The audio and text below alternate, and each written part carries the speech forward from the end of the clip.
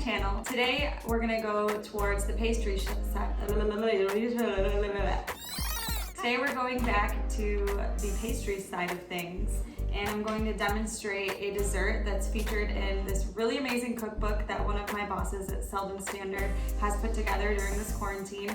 We're gonna put a link below where you can purchase this electronic cookbook, and this is one of the desserts that is going to be featured in it. So it's a yogurt panna cotta with a pomegranate granita. It's a super easy, no skill involved dessert that it's kind of like a low effort, high impact dessert that you can impress your friends with.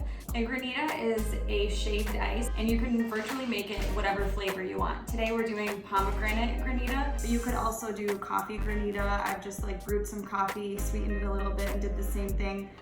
Put it in the freezer, fluff it up with a fork, and you got coffee flavored shaved ice. You could use mango juice. The world is your oyster. So let's get right into it. We're gonna start by making the granita because it takes the longest to make. We're gonna use pomegranate juice, some sugar, a little bit of mint to give it some extra flavor. I have a pot right here. We're gonna start with our pomegranate juice. So I'm just using this wonderful pom. That goes in there. We're just gonna add our sugar, water, and I add a pinch of salt to everything. It just really enhances flavor, always. I'm just gonna whisk it up on the stove and bring it to a boil. So I'm just bringing this up to a boil. I've got it on medium-high heat. And now that it's to a boil, we're gonna add the mint. Just give it a nice little whisk, turn it off, and we're just gonna let that stand for 1 minute so that the mint flavor infuses into the pomegranate juice. I have this little quarter sheet tray right here, and I'm going to use this strainer and catch all of the mint leaves right directly into the sheet tray.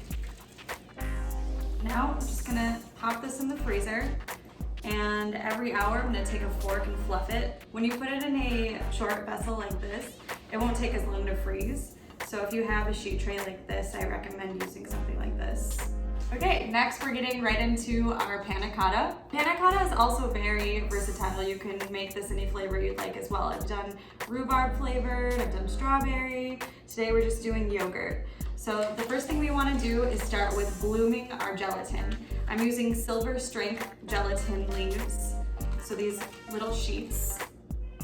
And what you do to bloom these is you get some ice water, and we're just gonna let them sit in the ice water until they get really flexible and change in texture. Right now they're pretty snappy, like I can break it, and we just want it to get flexible. If you don't have gelatin sheets at home, you can use granulated gelatin. For every 2 sheets of gelatin, it's half of a tablespoon of granulated gelatin. And this specific brand of gelatin I'm using, I'll put a link below. It's the only brand of gelatin sheets that's actually halal and kosher certified. It's made with beef gelatin. So for anyone who's like really iffy about using different types of gelatin, I like to use this one. And now I have some heavy cream. Just gonna put that right into our pot. And then I have some vanilla bean paste. If you don't have vanilla bean paste, you can use 2 vanilla beans and just scrape out the beans from the pots. And then I have sugar and another pinch of salt.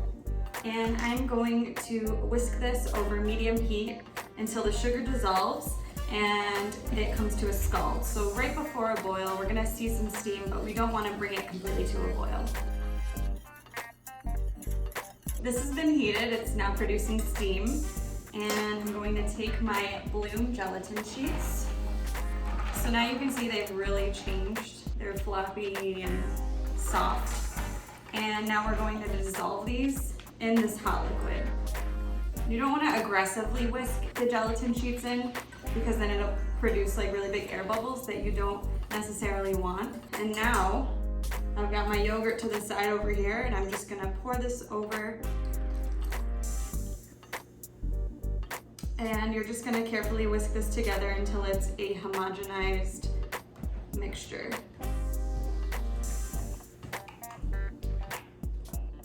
I should have used a bigger bowl. Okay, pouring it into a vessel with a spout so that we can get a nice clean a nice clean. I'm just pouring it into a vessel with the spout. I have these little containers that I'm gonna use to set the panna cotta in. You can use solo shot glasses, you can use really anything. You can even put it in the bowl that you want to eat the panna cotta out of, and then you don't have to take it out at all. You can just eat it directly in your bowl. So I just have some non-stick spray. I'm just gonna spray each cup really well. And then I'm just gonna evenly distribute it throughout my cups.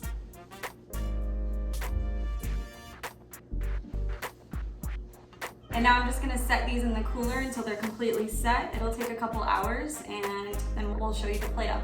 For the next technique, this is a really simple garnish that we're gonna use for the panna cotta. I have white chocolate coins in here, and I have my food processor that I put in the freezer, so super cold. I'm going to buzz the white chocolate in here, and because it's frozen, the friction from the blade chopping up the white chocolate is not going to make the white chocolate melt, and we're gonna get these really cool pebble looking bits of white chocolate. If you don't have coins, you can use white chocolate chips, you can use a block and just chop it up into smaller pieces and do the same thing, and you should get the same end results. But I'm just gonna put it on here and we're gonna pulse it. It's also very loud, so warn everyone that you live with that you're gonna be making a lot of destruction.